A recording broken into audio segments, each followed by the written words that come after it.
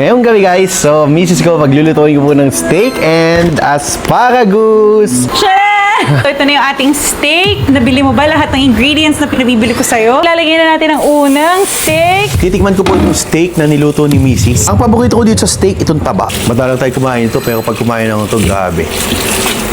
Papatiin po ito kay mami. Mami oh, tingnan mo. Hoy, wag yan. Bakit? Shoot up ang BP ko niyan, daddy. Hello guys! So, nandito tayo ngayon sa S&R. Bibili tayo ngayon ng ating pang-dinner at kung ano pang makikita natin na mabibili natin dito sa S&R. So, naiwan natin ang iyong stroller, anak. Pero it's okay. Magkuyokop lang tayo. Bigat mo na talaga, anak. Ilang araw na lang, 6 months ka na. Ano kaya si Baby JR ngayon?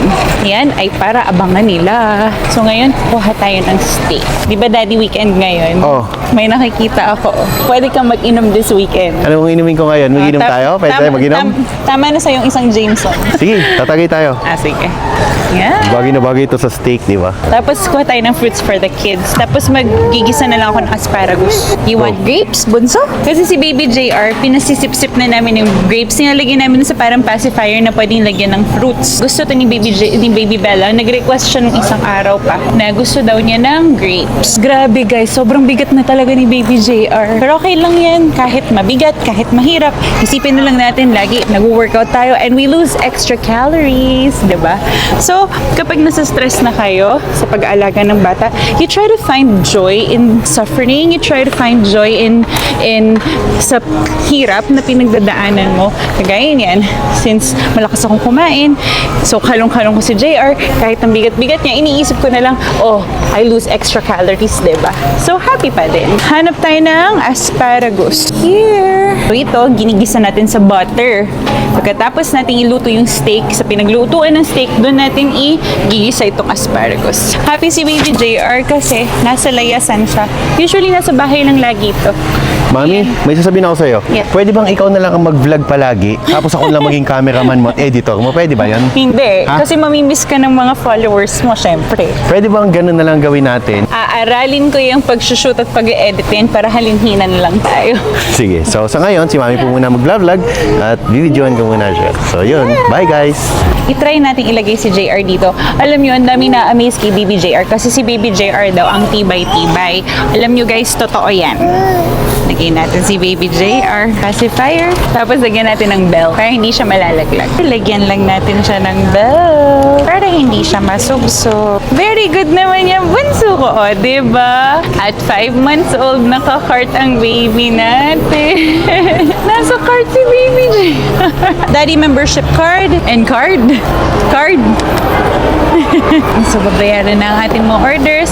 Dahil it's Saturday and pag weekends talaga, we try to make it to a point na our children get, we give them time or kahit simple lang na konting salo-salo, yung mag-enjoy lang yung mga anak namin.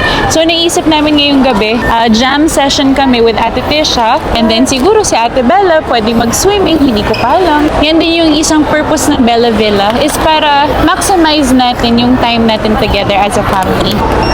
Thank you! Ito na po yung aming mga pinamili ngayon. You bought something So, for you, ilagay na po natin ito girls. dito. And dala po pala namin yung aming speaker, gitara. Mami, daan lang tayo sa JR's Villa. Tiyan mo nga kung ano itsura na. Hala! Ang bilis ha! Kailan daw to? Baka tapos tayo ng May. Wow! Wow, baby! Ang bilis-bilis naman! Ako na po kami ngayon sa Bella Villa. May bila na rin ng junior namin. Ito, kadadating lang namin dito sa Bella Villa. So, lagyan natin ito dito. Mami, Yes, Daddy. ano gagawin natin ngayong gabi?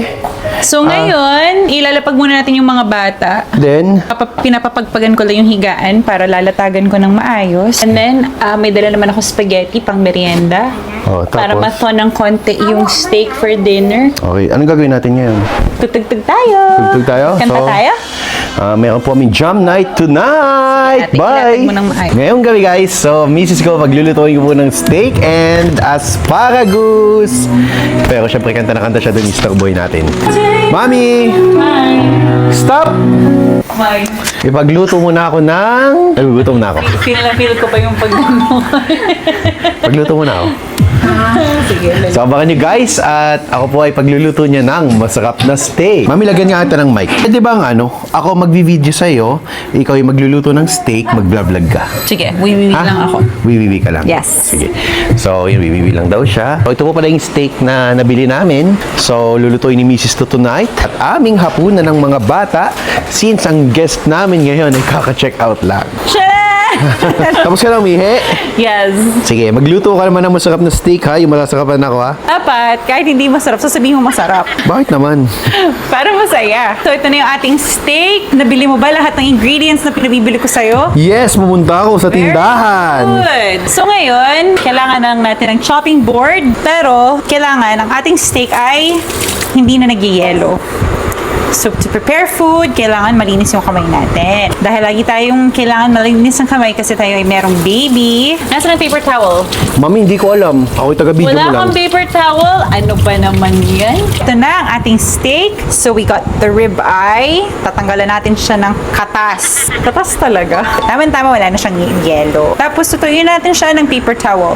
So, dahil wala tayong paper towel, I think meron pa tayo ditong toilet paper. Minus na ng 5 points sa sarap ng steak. Bakit? Kasi, dapat paper towel, hindi tissue. Daddy, pwede ako mag-swimming all day. Pwede ka mag-swimming all day?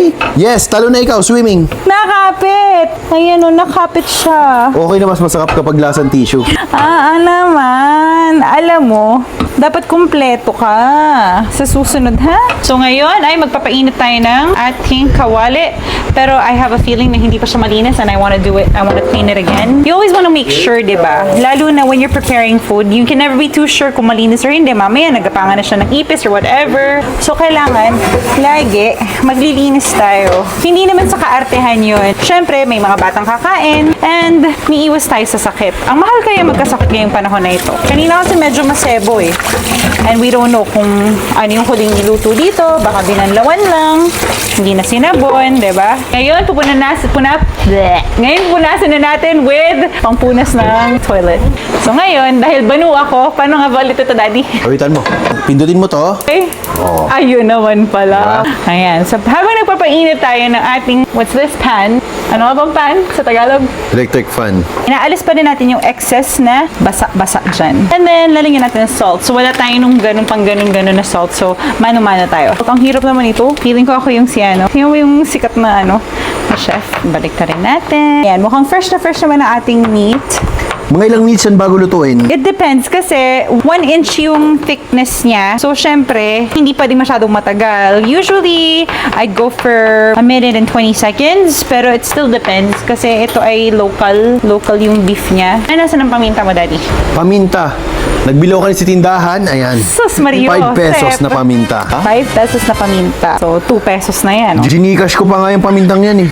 Gcash, 5 piso. Buti Oo. hindi nagalit sa'yo yung Pero nilibre ko yung mga nabili.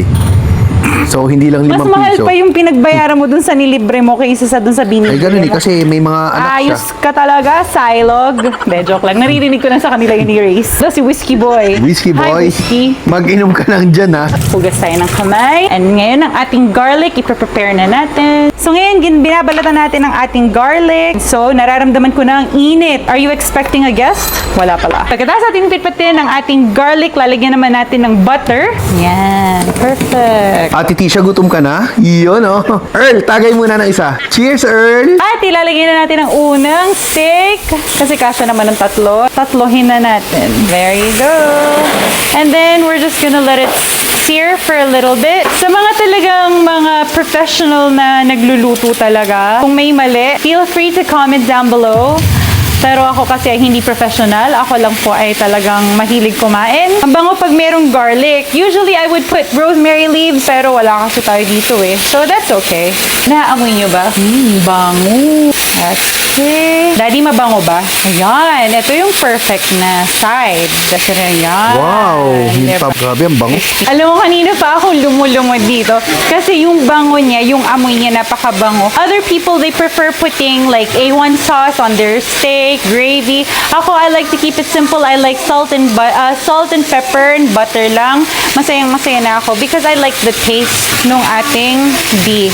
Whiskey Boy, tagay! Tagay muna, whiskey boy. Sarap. Mami, si Earl, kamusta na? Itagay mo na kami dyan. Pakapit nga muna. Maalam ka ba nito? Okay, so mag-vlog na ulit ako ngayon.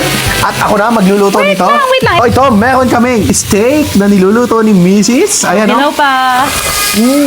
Sarap. Pabanlawan ko itong aming asparagus. Inaahon na ni Mrs. yung steak. Siyempre, bago lahat, hinugasan ko po itong asparagus. Then, ilalagay ko po siya dito. Hindi ko na siya gagayatin. Ganito ang ginagawa ko sa asparagus.